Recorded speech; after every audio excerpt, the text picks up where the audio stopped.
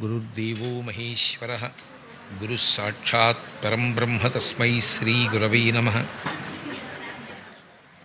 వాగర్ధావివ సంపృక్తౌ వాగర్ధ ప్రతిపత్తయే జగతః పితరౌ వందే పార్వతీ పరమేశ్వరౌ. హరి ఓం. ఒక్కొక్క యుగంలో ఒక్కొక్క మహాపురుషుడు జన్మిస్తూ ఉంటాడు. ద్వాపర యుగంలో భీష్మాచార్యుల వారు అటువంటి కోవకి చెందినటువంటి వ్యక్తి. ఆచార్య ఆయన పేరులో ఉన్నటువంటిది కాదు. ఆచార్య అని ఎవరికి కలుపుతారు అంటే, ధర్మశాస్త్రాన్ని బాగా తెలుసుకుని ఎవరు అనుష్ఠాన పర్యంతంలోకి తెచ్చుకుంటారో, ఎవరు ధర్మాన్ని పాటిస్తారో అటువంటి వారిని ఆచార్య అని సంబోధిస్తారు. ఆచరించి చూపించిన వారు కాబట్టి ఆచార్య.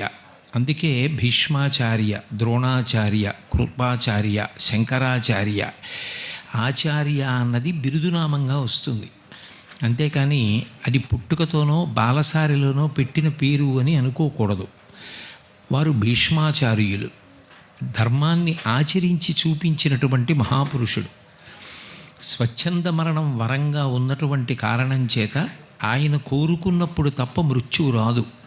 అటువంటి స్థాయిని పొందినటువంటి మహానుభావుడు బహు తక్కువ మందిలో భీష్ముడు ఒకరు.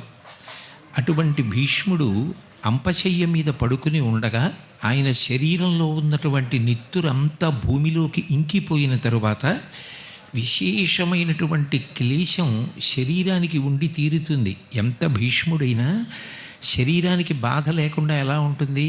అన్నాళ్ల నుంచి కురుక్షేత్ర సంగ్రామ భూమి యందు అంపశయ్య మీద పడి ఉన్నాడు అంటే ఆ నిత్తురంతా ఓడిపోయి అన్ని బాణములు శరీరములో గుచ్చుకుని ఉంటే ఆయన విశేషమైన ఖేదాన్ని పొందుతున్నాడు.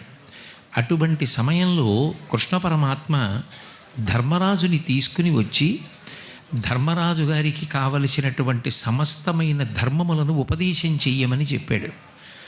చెప్తే భీష్ముడు ఒక ప్రశ్న వేశాడు. అసలు ఎవరైనా మాట్లాడాలి అంటే మొట్టమొదట శరీరం సహకరించాలి. నేనా అంపశయ్య మీద పడి ఉన్నాను. చాలా కాలంగా అంపశయ్య మీద ఉన్నటువంటి కారణం చేత నా శరీరంలో ఉన్నటువంటి నిత్తురంతా కారిపోయి భూమిలోకి ఇంకిపోయింది. ఇన్ని బాణములు గుచ్చుకుని ఉన్న కారణం చేత శరీరము విశేషమైన ఖేదాన్ని పొందుతోంది.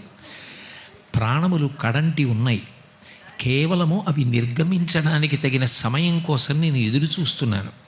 ఇటువంటి తరుణంలో స్ఫురణశక్తి పనిచేయడం, విషయము జ్ఞాపకానికి వచ్చినా దానికి సక్రమమైన రీతిలో ఆవిష్కరించడానికి వీలుగా వాక్య నిర్మాణం చెయ్యడం, అవతల వారికి సుబోధకమయ్యేటట్టుగా మాట్లాడడం అంత తేలిక విషయం కాదు. ఇంత క్లేశం నా శరీరం అనుభవిస్తుంటే ఇప్పుడు నన్ను ధర్మరాజు గారికి ధర్మాలన్నీ ప్రబోధం చెయ్యమని కృష్ణ నన్ను అడుగుతున్నావే, నీకన్నా జగద్గురువు లోకంలో ఉంటాడా? నాకు తెలుసు నువ్వు పరిపూర్ణావతారం, అసలు ధర్మాన్ని లోకానికి అందించినటువంటి వాడివే నువ్వు. అటువంటి నువ్వు కురుక్షేత్రంలో భగవద్గీతను ఉపదేశం చేశావు. ఇవాళ ధర్మరాజు గారికి సమస్త ధర్మములను నువ్వు ఉపదేశం చెయ్యగలవు. కానీ నువ్వు ఉపదేశం చేయడం మాని నా చేత ఉపదేశం చేయించడం వెనక ఉన్న మర్మం ఏమిటి? నేను ఎలా చెప్పగలనని అడిగాడు. అడిగితే కృష్ణ పరమాత్మ అంతటి వాడు ఒక మాట అన్నాడు. నీ వంటి మహానుభావుడు, నీ వంటి తాత్వికుడు, నీ వంటి ప్రజ్ఞాశాలి, నీ వంటి అనుభవజ్ఞుడు, నీ వంటి ఆచరణ కలిగినవాడు ఒక్కసారి శరీరాన్ని విడిచిపెట్టేస్తే అది నీకు నష్టం కాదు. నువ్వు శరీరం విడిచిపెట్టిన తరువాత నీ స్వస్థానమును చేరిపోతావు. కానీ నీ నోటి గుండా మాటలు రాకపోతే లోకమునకు ఆచరించవలసినటువంటి విధి విధానములు అందవు. ఈ వంశాన్ని నిలబెట్టడానికి ఎన్ని త్యాగాలు చేశావో, ఎంత ధర్మాన్ని అనుష్ఠించావో, ఏ ధర్మం ప్రాణంగా బ్రతికావో, ఏ ధర్మం కోసం చిట్ట చివర శరీరాన్ని విడిచిపెట్టడానికి నిశ్చయించుకున్నావో అటువంటి నీ గుండె లోతుల నుంచి మాటలు రావాలి. అవి 2 పర్వాలుగా వచ్చాయి. ఒకటి శాంతి పర్వం, ఒకటి అనుశాసనిక పర్వం. 2 భీష్ముడే మాట్లాడాడు.